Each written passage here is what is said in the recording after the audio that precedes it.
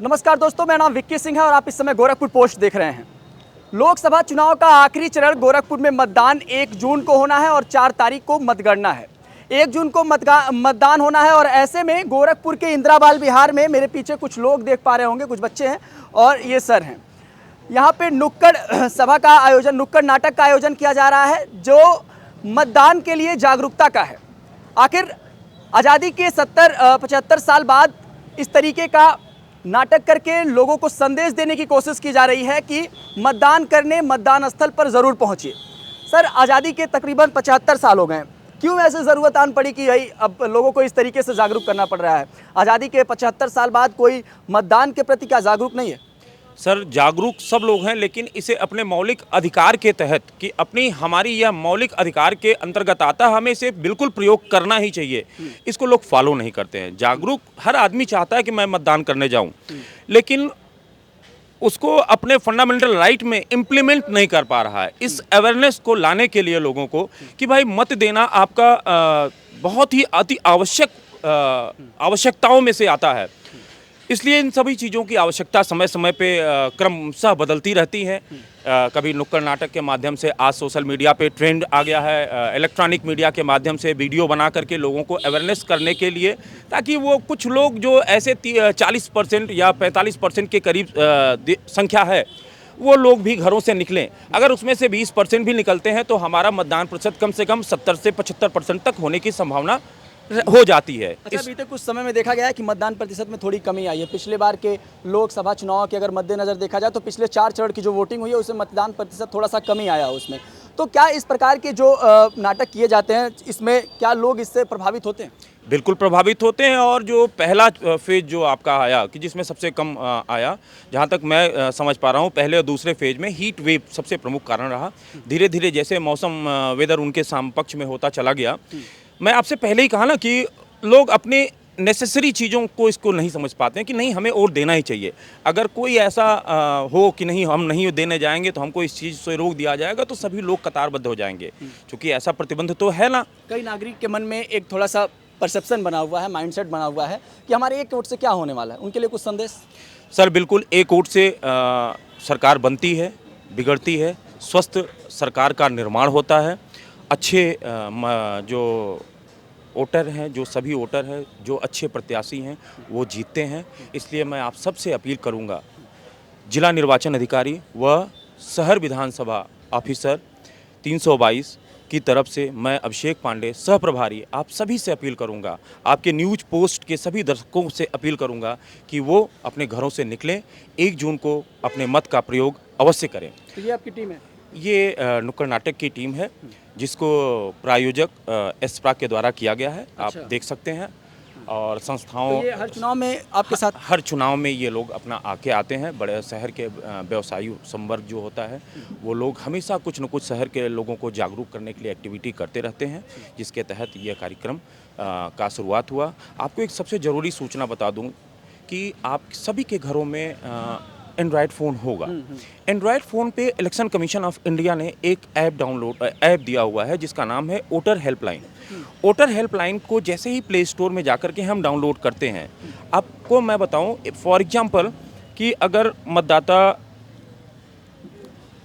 ये एक EPIC number होता है, जैसे कि ये मेरी आईडी है, मेरा पहचान पत्र है, ऊपर एक नंबर दिया होता है, DSR, PSB, इस तरह से करके एक नंबर दिया होता है।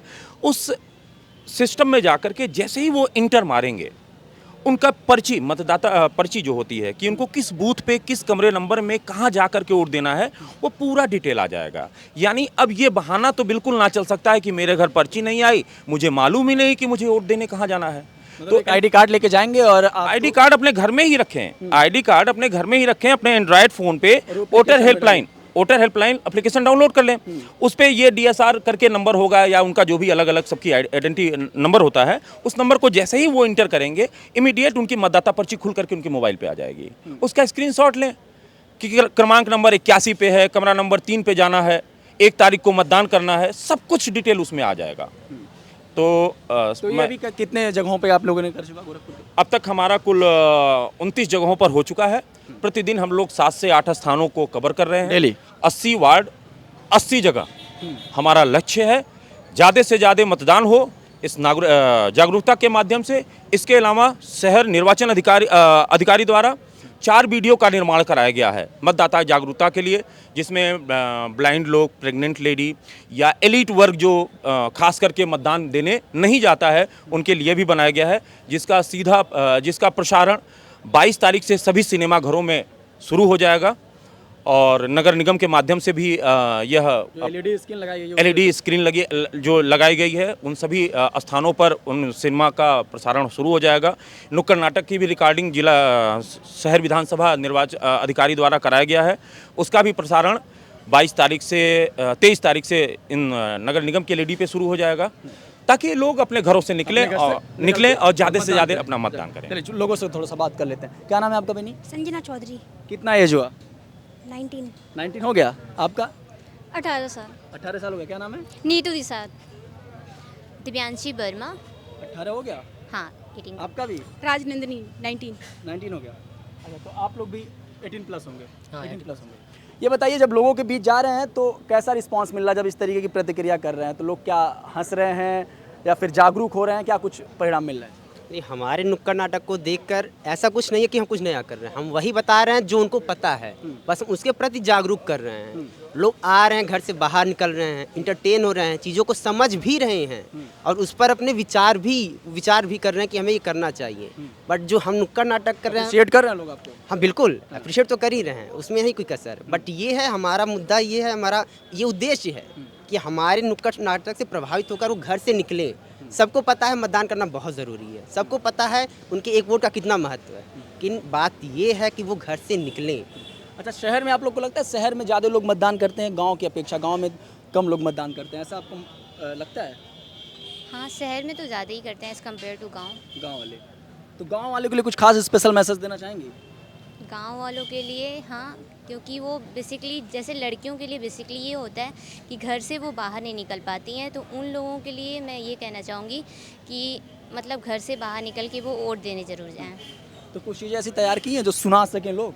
कुछ ऐसी चीज़ें तैयार की हैं नुक्कड़ नाटक के थ्रू? जैसे हम लोग का एक नारा है, हाँ चलिए एक साथ थोड़ा सा कर दीजिएगा आप लोग। घर घर जागरूकता फैलाएंगे, 1 जून को वोट देने जरूर जाएंगे। घर घर जागरूकता फैलाएंगे, 1 जून को वोट देने जरूर जाएंगे। अच्छा, कई बार वोटरों को ये लगता है कि ये प्रत्याशी नहीं सही है, समाजवादी पार्टी का नहीं, भारतीय जनता पार्टी का नहीं, तो उनके लिए एक नोटा बटन हाँ आया है, वो बहुत पहले से है, तो लोग उसके लिए जागरूक नहीं है। इस बारे में भी लोगों को बता रहे हैं आप लोग जब जा रहे हैं? बता रहे हैं इस बारे में? बिल्कुल बताया जा रहा है। इसकी अगर आपको कोई प्रत्याशी पसंद नहीं है तो फिर आप मतलब नोटा का विकल्प भी आपके पास है, आप नोटा का विकल्प भी दबाइए, लेकिन आप बूथ तक तो जाइए पहले। बूथ तक जाना जरूरी है? हाँ, नोटा का बटन भी दबाने के लिए आपको निकल के बूथ तक जाना पड़ेगा। तो ये कुछ लोग थे हमारे साथ जो मतदान के प्रति जागरूकता फैला रहे हैं, और इनका एक खास मोटिव ये है कि एक वोट से सरकार बदलती है, संविधान मजबूत होता है, लोकतंत्र मजबूत होता है, और एक वोट का अपने आप में एक बहुत बड़ा महत्व है। दूसरी चीज़ ये, कई लोग ये सोचकर नहीं जाते हैं कि भाई फलाना प्रत्याशी हमको नहीं पसंद है, फलाना पार्टी हमको नहीं पसंद है।